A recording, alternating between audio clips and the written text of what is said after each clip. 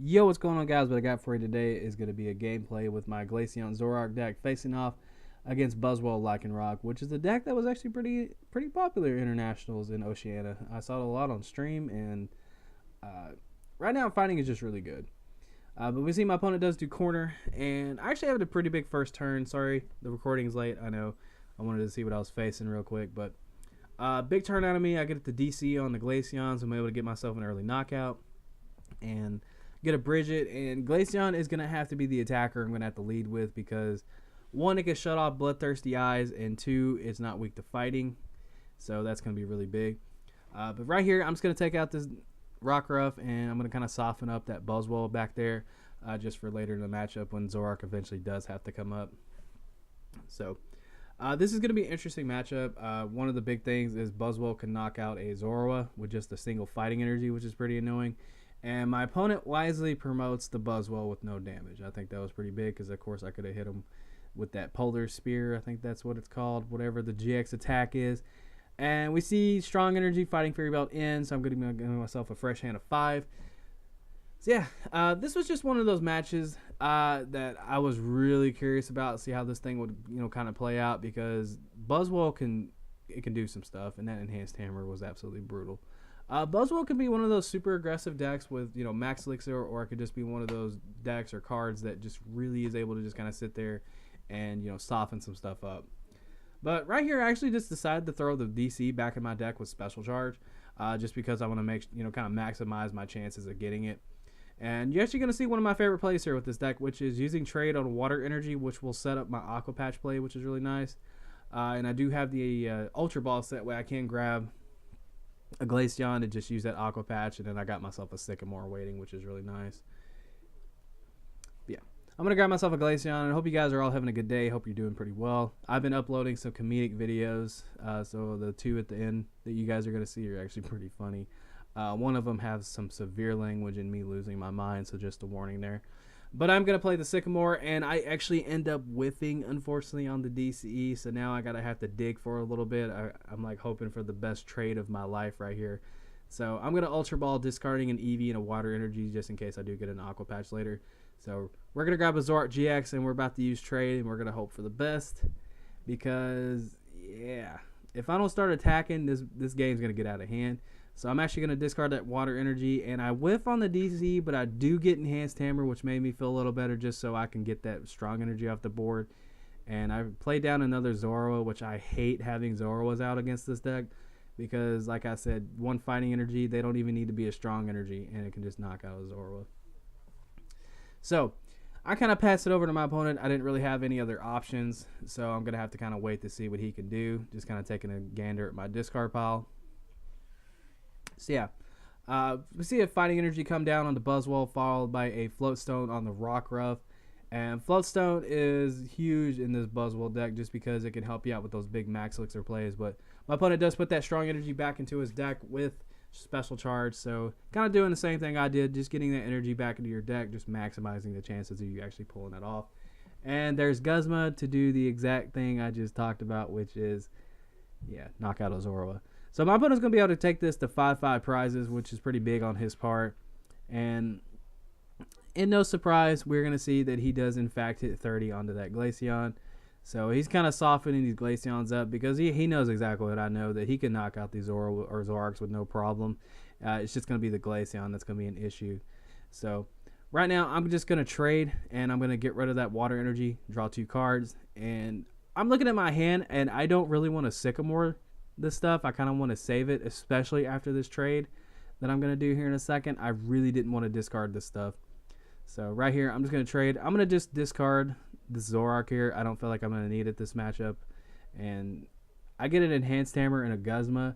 And I'm like, all right. I just saw that he just put a special energy back in his deck. So I'm going to hold off on playing this Sycamore. So I'm just going to use Tapu Lele. This is probably like the only option I have at this point. And I'm actually going to check my deck to make sure I have all my DCs in there. And little goof on my part, almost grabbed Guzma. There we go. There's the Cynthia. So I'm going to be getting myself a fresh hand of 6 cards. I was going to grab an N, but I noticed he only had 3 cards in his deck, or his hand, excuse me. So That's why I went with that. But we do get the DC, which is good. That's very good. So I'm going to be able to hit this active Buzzwole for 90, and then I'm going to be able to soften up that one on the bench a little more. And I'm checking my discard pile right now just to see if there's anything I want to might grab with that, puzzle time, those 2 puzzle times I have in my hand. So there is the 90-30. And yeah, Glaceon is just a solid card, man. It's actually a pretty sweet card. I'm going to be testing some more decks with it in the future to kind of see when I can get going. Hopefully I can get some cool stuff going because I actually really like the card. On top of that, Glaceon was my first ever main attacker in the Pokemon TCG, so it holds a very special place in my heart. And yeah, I mean, just Buzzwole is a big threat. I mean, Buzzwole is it's a great card. It's definitely a card that can dish out a lot of damage, and things can get out of hand because of my fighting weakness and the fact that I'm giving up 2 prizes per Zoroark. But yeah, I feel like in this matchup, Enhanced Hammer, Field Blower, Acerola, those are going to be my best friends because those are going to be the only thing that can kind of limit the damage output and kind of deny him prizes. But we do see a Carbink break, or not a Carbink coming down on the field, so that's going to give me the idea that he probably has Carbink break in his deck, so I might have to see that here in a little while. And at this point, I mean, it's kind of, clear cut what he's going to do. He's going to be targeting down these Glaceons. He's going to be weakening them up because, to be honest with you, Zoroark for Buzzwole is going to be slight work. He's not going to have to work real hard to get those knockouts. But I actually get a Floatstone, or not a Floatstone, but a Field Blower. I'm screwing up. I'm so sorry. But I get the Field Blower here, and I'm actually going to discard the Brooklet Hill and the Floatstone. I think about the Fighting Fairy Belt for a second, but I just decide to get the Floatstone. And I'm just going to play the Acerola here. So I'm gonna kind of walk you through while I was doing this. So before I do my trade, in my mind I'm like, all right, I want to grab this DCE just to have it, so that way I can guarantee that I get it. And so I'm picking up this Glaceon. It's a very questionable play, just to guarantee myself a DCE. That's why I'm doing it. So I play down Eevee. And then I'm kind of thinking here, I'm like, all right, I'm going to throw down this DC on the Zoroark. I'm going to trade. Let's see what I can get. And so I'm going to discard that Bridget. And I actually end up drawing a Puzzle of Time. So I got 2 in my hand now. So I'm thinking, all right, I can actually grab an Aqua Patch. And I can grab a Field Blower. And I can just send up Glaceon, save my Zoroark, and just use the GX attack now while I have a chance. And that guarantees me a knockout. So you'll see that here in a second. So yeah, there we go. I get 3 puzzle time. I knew 1 was in the discard pile already.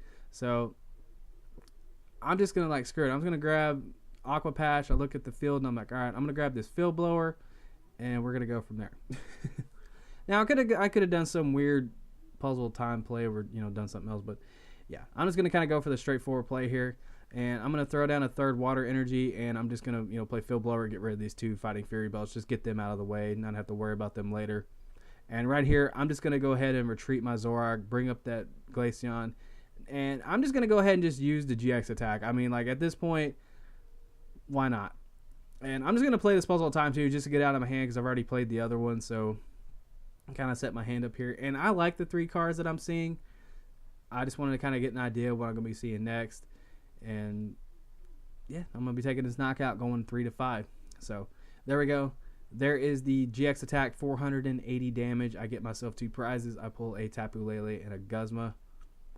And now the pressure's kind of on my opponent. My opponent has to come back with something huge. And I'm pretty much forcing him with my hand right now, saying you need to do 80 damage or I'm going to take this off the field. And that was kind of my thought process here. So we do see a strong energy and we just see a Jet Punch. So he's actually going to be short damage here. And this is going to be a huge turn in the game for me. So I can get this damage just completely off the board. And that is the first thing I do. I have 170 damage off the board that I don't have to worry about dealing with later.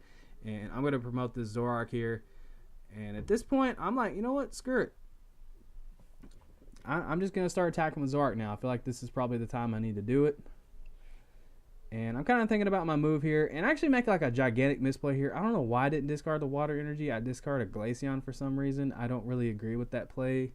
I don't like that I did that. It's probably not going to matter at this point, but still, nonetheless, I don't like what I did there. So, yeah, I even noticed it there. I'm going to bench something, and I'm like, oh, why the hell did I discard my Glaceon? I just made a gigantic goof there, but it's whatever. But I just play down the Tapu Lele, and I just fail it because I don't really need anything. That was just a really stupid play on my part. I don't know why I discarded that. But I'm just going to kind of save this Zoroark here with the Float Stone, and I think that actually needed the... Actually, yeah.